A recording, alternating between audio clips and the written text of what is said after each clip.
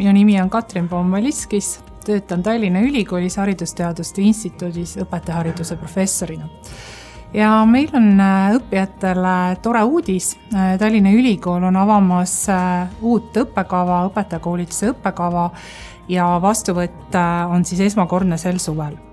Ja kui sa juba töötad õpetajana, aga sul ei ole veel vastavat kvalifikatsiooni või siis sa kaalud karjääripööret haridusvaldkonda, siis võib see õppekava olla just sulle.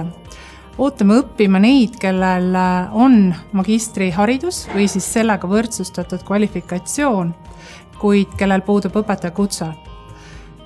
Miks tulla sellele õppekavale õppima?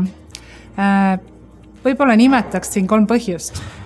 Kõigepealt integreeritus, paindlikkus ja 3. märksõna võiks olla teaduspõhisus. Oleme sellel õppekaval väga teadlikult integreerinud hariduspsühholoogia ainedidaktika ja pedagoogika ainetega ning samuti pedagoogilise praktikaga. Ehk et hoolitseme selle eest, et teooria ja praktika saaks seotud. Teiseks arvestame õppijate varasemaid õpinguid ja kogemusi, et luua just õppijale sobiv ja tema pädevusi parimal moel toetav õpitee.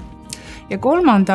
peame väga oluliseks seda, et õppekava lõpetajatel oleksid teadmised ja oskused, kuidas teaduspõhiselt oma praktikat analüüsida ja ka arendada. Kui sul tekkis huvi õpingute vastu, siis loe lisaks Tallinna Ülikooli kodulehelt ja küsimuste korral kirjuta meile julgesti.